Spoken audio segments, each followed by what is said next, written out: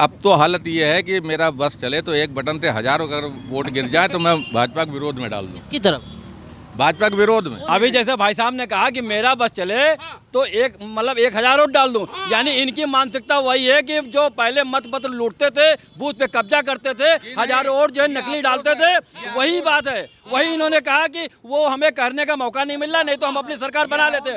2 चरण का चुनाव संपन्न हो चुका है, तीसरे चरण के लिए कवायद शुरू हो गई है और ऐसे में अब लखनऊ और ख़ास तौर से उत्तर प्रदेश का मिजाज क्या कहता है, क्योंकि अखिलेश यादव लगातार ये कहते हुए देखे जा रहे हैं कि 80 की 80 सीट पर उनका दबदबा बना है और इस बार वो अपने पाले में लेके जाएंगे।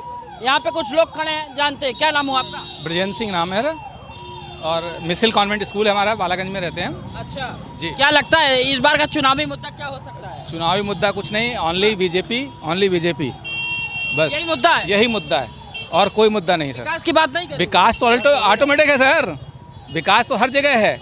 आज से 14 साल पहले सर आप यहाँ की सड़कों को देख लीजिए, कितना कूड़ा पड़ा रहता था, कोई सफाई नहीं। अब साफ सफाई हर चीज़, सुरक्षा की दृष्टि देख लीजिए, हर चीज़। रही बेरोजगारी की बात सर, ये तो जनसंख्या बढ़ेगी बेरोजगारी रहेगी, इसको कोई भी सरकार नहीं बदल सकती सर।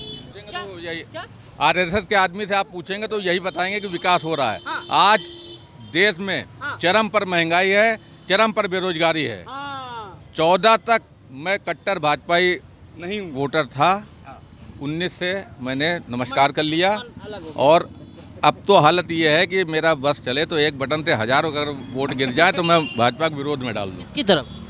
भाजपा के विरोध में। कौन विश्वास जीत रहा है आपका? आपको 4 जून को निर्णय परिणाम में दिखाई पड़ जाएगा। विश्वास कौन जीत रहा है? 400 पार नहीं, 400 हार, ये आप एकदम नोट कर लीजिए। 200 के अंदर सिमट के रह जाएगी भाजपा। राहुल गांधी ये हताशा और निराशा बोल रही है।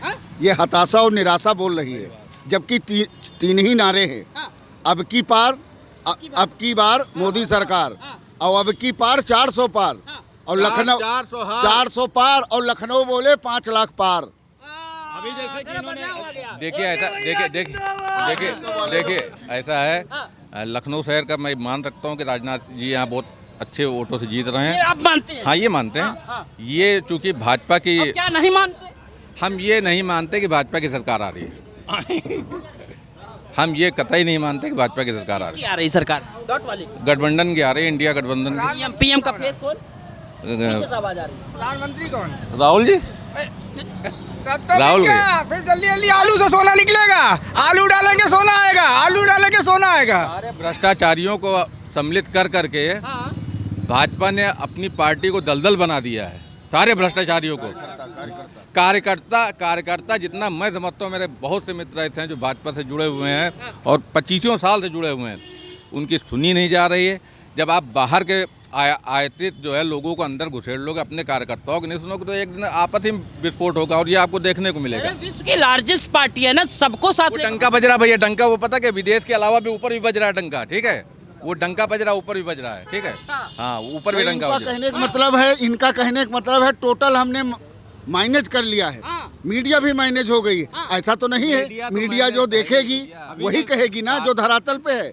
अभी ये हताशा निराशा के अलावा कुछ अभी जैसे भाई साहब ने कहा कि मेरा बस चले तो 1000 वोट डाल दूं, यानी इनकी मानसिकता वही है कि जो पहले मत पत्र लूटते थे, बूथ पे कब्जा करते थे, हजारों वोट जो है नकली डालते थे, वही बात है। वही इन्होंने कहा कि वो हमें करने का मौका नहीं मिल रहा, नहीं तो हम अपनी सरकार बना लेते। और ईवीएम के माध्यम से निष्पक्ष चुनाव हो रहा है और मोदी जी विकास का कार्य कर रहे हैं। और जो लोग कहते हैं कि महंगाई है, बेरोजगारी है, ये बताइए किसकी सरकार में महंगाई नहीं रही और किसकी सरकार में बेरोजगारी नहीं रही? हिंदुस्तान की कोई ताकत हिंदुस्तान से बेरोजगारी और महंगाई खत्म नहीं कर सकती है। आज जो सिलेंडर बिक रहा है, कितने का बिक रहा है? 850 का बिक रहा है। ये क्यों कहते कि आएंगे तो किसानों की आय दुगनी कर देंगे, अगर नहीं हो पाती तो? हर तो बिल्कुल किसानों का दुगनी हुई है, किसानों का क्या दुगनी हुई है? किसानों को जो है जो मतलब उनके हाथ में पैसा जा रहा है। बात कर रहे हैं आप बेरोजगारी की बात कर रहे हैं कि बहुत लोग बेरोजगार हैं। 10 सालों में लाखों भट्ठे खुले हैं, करोड़ों गाड़ियां बिकी हैं, रोड खाली थी, सारे लोगों के मकान दुकान बन रहे हैं, इतना सब कुछ हो रहा है। बेरोजगार हैं, बेरोजगार वही लोग हैं जो काहिल हैं, जो कुछ नहीं करते हैं, वो रहेंगे भी आजीवन। जो कर्मठ है वो कभी बेरोजगार नहीं रह सकता है। किसी का भी शासन हो।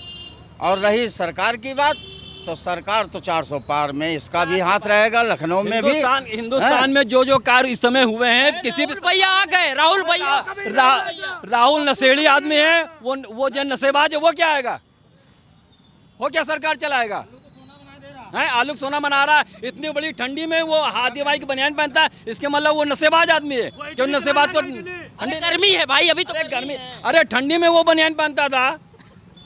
हक नहीं है, हक नहीं है। मुद्दे देखिए क्या है, मुद्दे देखिए क्या है। हाफ शर्ट पहनता है और नशेड़ी है। ये मुद्दे ये मानसिकता है, ये मानसिकता है, आ जाएंगे तो ये मानसिकता देश का बंटाधार कर देंगे ऐसे लोग की सरकार में। अरे मोदी देश को आगे बढ़ाने का कार्य कर रहे हैं। कर ये आने से ना नफरत का बाजार बना दिया। वो तो मोहब्बत की दुकान से जाए हैं। जी हाँ, अब सुनिए, हाँ सुनाइए। 1947 में राहुल पक्ष था, आज ये विपक्ष कह रहे भाई साहब। उस समय तो राहुल पक्ष था, और आज ये विपक्ष को किसने उनको बना दिया? विपक्ष उनके कर्मों ने बनाया है। राहुल गांधी के पीओके किसने सौंप दिया पाकिस्तान को? ये आपके छविराम को, ये आपके रूपा सिंह को, इनको कौन पाल रहा था? ये आपके फूलन देवी को कौन पाल रहा था? बीजेपी पाल रही थी। जदुआ को कौन पाल रहा था? पूर्वांचल में सब एक से एक माफिया और सातिर सब घूम रहे थे, लूट रहे थे। उत्तर प्रदेश को कौन पाल रहा था? बीजेपी पाल रही थी। पश्चिम में आप देख लीजिए, रामपुर मुरादाबाद के इलाके में जनता त्राह त्राह कर रही थी, लूटी जा रही थी। इनको कौन पाल रहा था? बीजेपी पाल रही थी। सर एक चीज बताइए, कांग्रेस आज अपने स्वयं अपने कर्मों से गिरी है। कांग्रेस को किसी ने नहीं गिराया। ये दोष देना बेकार है। कह रहे हैं पैसा उभर के आएगी ना, अब उभर के आएगी तो चली क्यों गई? चली जाएगी। मर जाने के बाद आज तक कौन जिंदा हुआ है? बताओ हमें, कौन सी जड़ी बूटी आपके पास है, या इनके पास है, या उनके पास है, जो इसको सुंगा देंगे? और नहीं, मोदी ये क्यों कह देते हैं कि कांग्रेस मर रही है, अब पाकिस्तान रो रहा है? हाँ, ये मुद्दा है। तो उनका पुराना रिश्ता है, इसमें नई बात क्या है?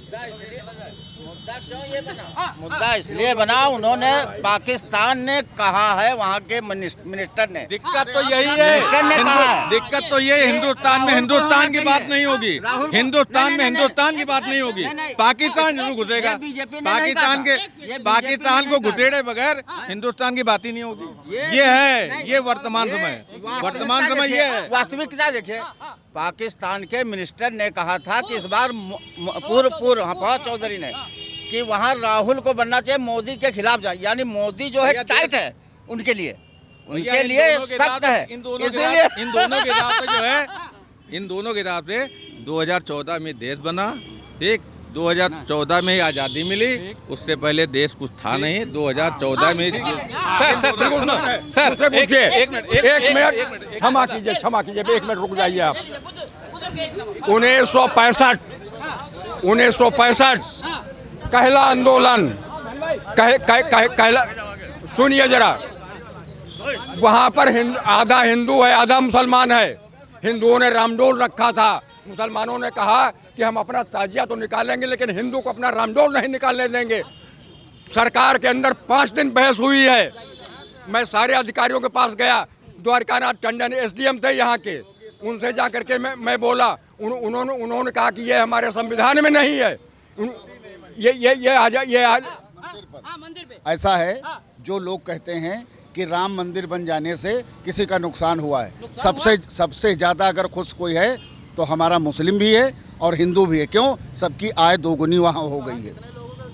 और जिन लोगों के घर गए हैं उनको मुआवजा और उनको भी व्यवस्थित किया गया है, स्थापित किया गया है। और योगी 100 बार मंजूर, मोदी एकदम नहीं मंजूर। ऐसा क्यों? बस विचार है, योगी PM के फेस हम वोट डालेंगे उनको। योगी को पसंद कर रहे हैं, मोदी को नहीं। लाइन आर्डर के लिए योगी लाइन आर्डर के लिए। हमें नहीं लगता आरोप लगता है बुलडोजर। बात वो नहीं, बुलडोजर आपके घर पे चला?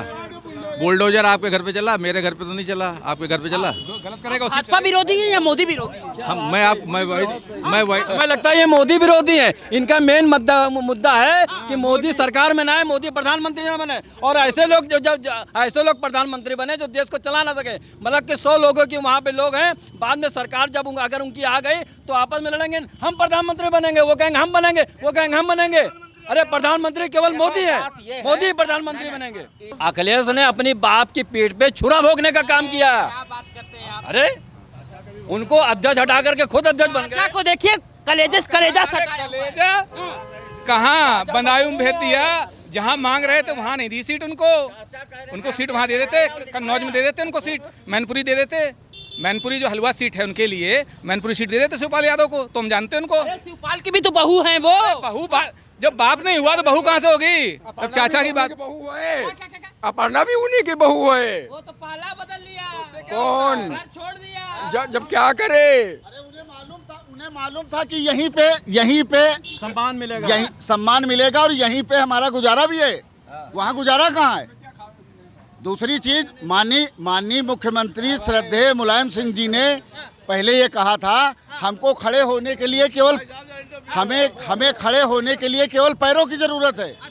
तो पहले पैर चाहिए, फिर हम समाज बटोर लेंगे। अच्छा यहाँ पे बताइए, करे सम्मान ही नहीं मिला अपर्णा को, इसलिए भाई जैसा राजा वैसी प्रजा। अच्छा। ठीक, बाकी कुछ बोलेंगे है नहीं। खुल के बोल रहा हूं। नहीं इसलिए सम्मान में नहीं, दबा नहीं। जैसे राजा वैसी प्रजा। ठीक, जितना कूट के भर दिया गया है व्हाट्सएप यूनिवर्सिटी से, उतना दिमागों में भरा हुआ है।